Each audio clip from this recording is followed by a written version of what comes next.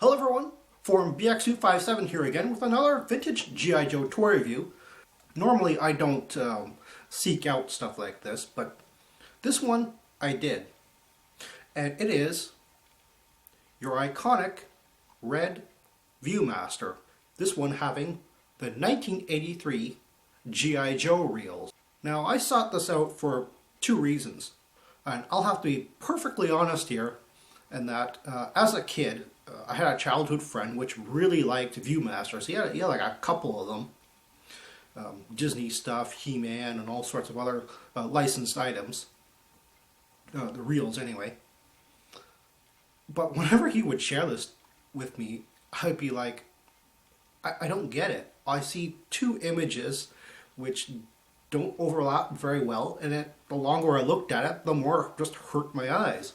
Apparently, I was one of those 10% of the population which is not a natural at looking at simulated 3D or 4D images. To be quite honest, I still have trouble looking at those 4D puzzles. So that's one of the reasons why I wanted to get this. I wanted to really, to be quite honest, to experience what this thing was really all about. And certainly the G.I. Joe story, or at least the very abridged story which is on the reels, is from a Marvel comic. It's actually a short story, so it fits on the typical three reels that you get on here. I really like that story, and I was really mad because in the reprint on the trade paperbacks, I guess there isn't enough space, so they didn't include it on the trade paperback. And I'm like, well, it was one of my favorite stories. And I'm thinking, oh man. But here it is on the Viewmaster reel. So not only do I get to experience that nice little story, I get to see it in 3D. Because yes, I finally did get a sort of a system of relaxing my eyes and enjoying the simulated 3D. Now, the Viewmaster has been around for a very, very long time.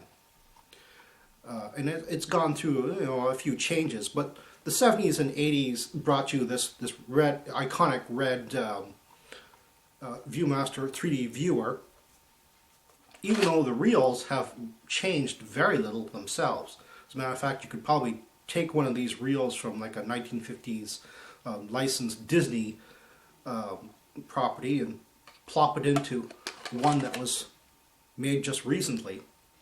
As a matter of fact, I think the Viewmaster company has changed hands a few times.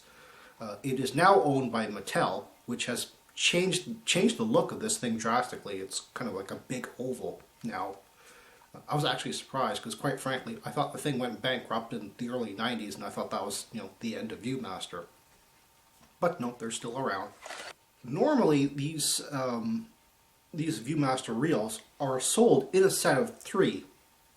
And each one of these has 14 images around in a circle.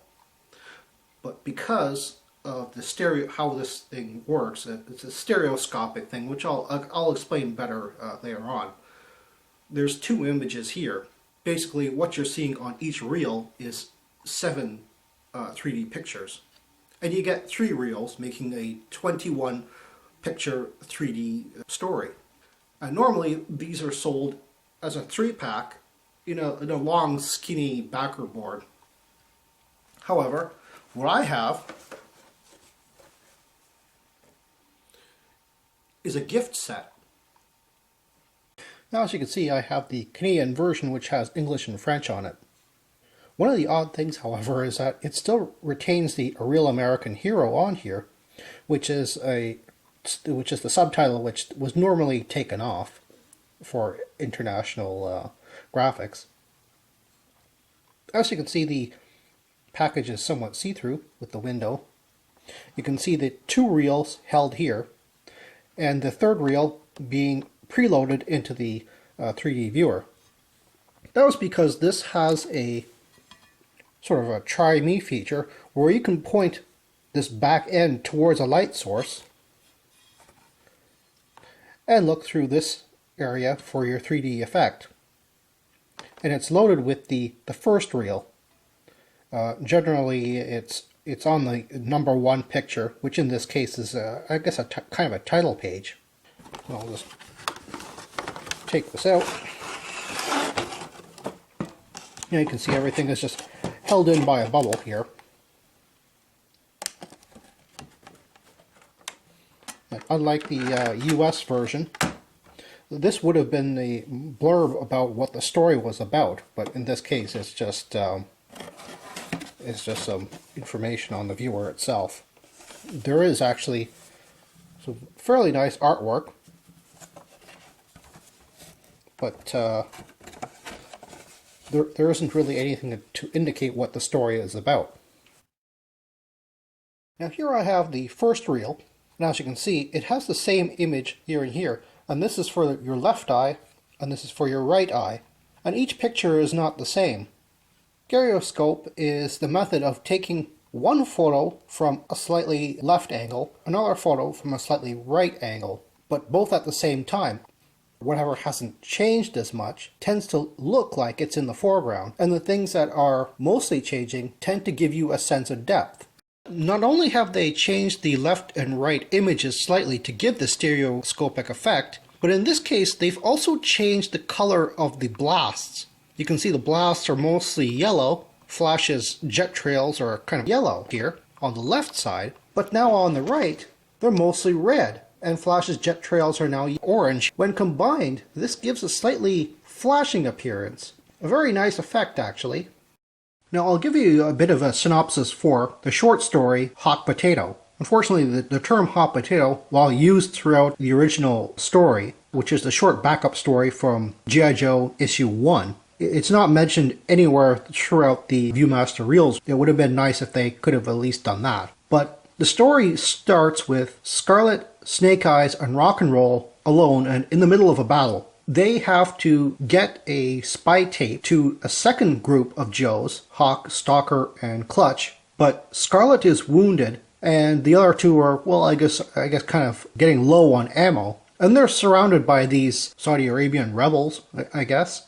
They're not Cobras, but Scarlet orders Rock and Roll to head out across the desert and give the spy tape to the other Joes. Well, Rock and Roll doesn't really want to do that, so Scarlet counter-orders Snake Eyes to follow him and basically to force Rock and Roll to go and complete the mission. This is where things get interesting because it's in this short story where Rock and Roll complains to Snake Eyes that he thought Snake Eyes and Scarlet had a thing going for each other and doesn't understand why Snake Eyes is going along with this instead of staying with the wounded Scarlet to keep up the battle with the rebels who are still nearby. It's rather a shame that the trade paperback did not include this pivotal first moment and first glimpse at the relationship between Snake Eyes and Scarlet. Anyway, while Rock and Roll is complaining, he's about halfway across the desert now and realizes that, well, Snake Eyes is usually very quiet. He's a little too quiet, and when he turns around, he realizes that Snake Eyes is not there. He has already gone back to help Scarlet, and he does so just when Scarlet has finally run out of ammo. The rebels are charging at her, and Snake Eyes saves the day. Meanwhile, Rock and Roll doesn't stop when he gets to the other Joes. He basically just throws the tape at them, hops onto the Ram motorcycle, and heads right back into the desert. And that's just as well because after shooting down the last charge of the rebels, now Snake Eyes is out of ammunition and there's still more rebels coming after them, and it's up to Rock and Roll to shoot them down. Meanwhile, Stalker has taken the tape and has left on a passenger jet, and it all ends where a stewardess is asking Stalker what he would like for his in-flight dinner, and he says he would like a potato, and make it really hot. Well, that's all the time I have right now. Please check out my Facebook page for more information and behind-the-scenes photos for these reviews. Thank you for watching this video, and stay tuned for next time to see another 1980s G.I. Joe toy review. See you then!